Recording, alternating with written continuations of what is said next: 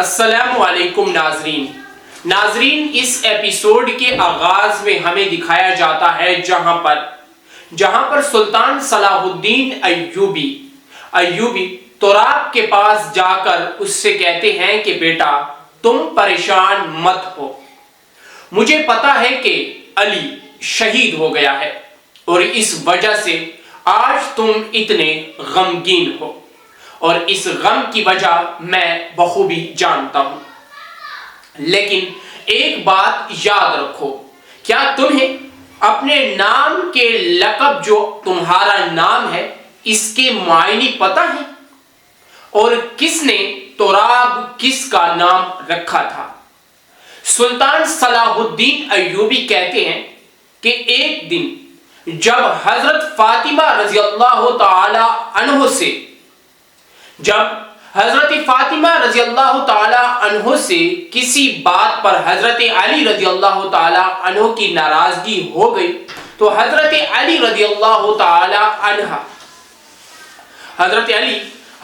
علی جو ہے وہ مسجد نبوی کی زمین پر جو ہے وہ لیٹ گئے تھے، جس پر آپ صلی اللہ علیہ وآلہ وسلم نے انہیں دیکھا تو انہیں اٹھاتے ہوئے کہا کہ اے ابن تراب، اے تراب اٹھو۔ تراب کے معنی ہے مٹی۔ حضرت علی رضی اللہ تعالی عنہ کو آپ صلی اللہ علیہ وآلہ وسلم نے تراب کے لقب سے پکارا تھا، اور یہاں پر سلطان صلاح الدین ایوبی کہتے ہیں کہ میری اللہ تعالی سے یہ دعا ہے کہ علی کی شہادت کو اپنے حضور قبول فرمائے، اور اسی کے ساتھ وہ کہتے ہیں کہ انشاءاللہ قیامت کے دن علی ولی اللہ یعنی کہ حضرت علی کے ٹولے کے ساتھ اٹھے گا اور شہدائے کربلا کے ساتھ اٹھے گا۔ یہ بات سلطان صلاح الدین ایوبی رحمت اللہ علیہ کہتے ہیں۔ اس کے بعد منظر تبدیل کر کے ہمیں قدس کا منظر دکھایا جاتا ہے، جہاں پر ہم دیکھتے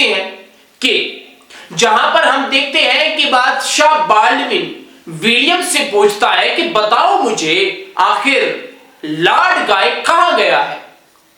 اس کا کوئی اتا پتا نہیں ہے، کسی کو بھی اس کا معلوم نہیں ہے کہ آخر وہ کہاں گیا ہے، جس پر ولیم ششدر رہ جاتا ہے اور کہتا ہے کہ جناب وہ بہت جلد آ جائیں گے۔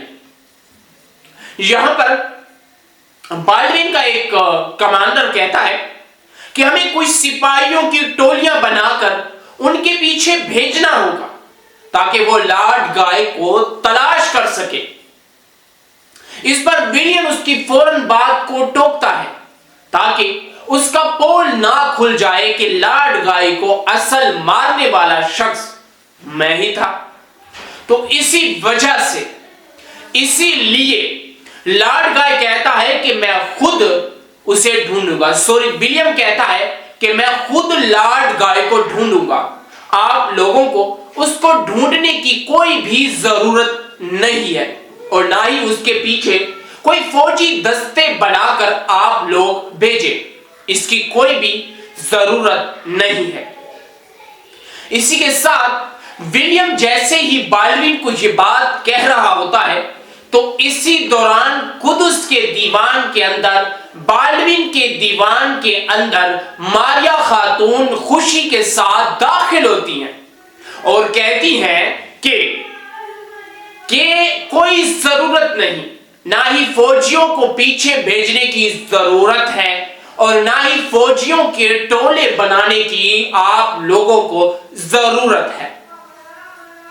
یہ سن کر بادشاہ بالڈون ششدر رہ جاتا ہے اور ماریا خاتون کی اس بات کو نہیں سمجھ پاتا کہ آخر ماریا خاتون کہنا کیا چاہ رہی ہے، آخر اس کی بات کا مطلب کیا ہے۔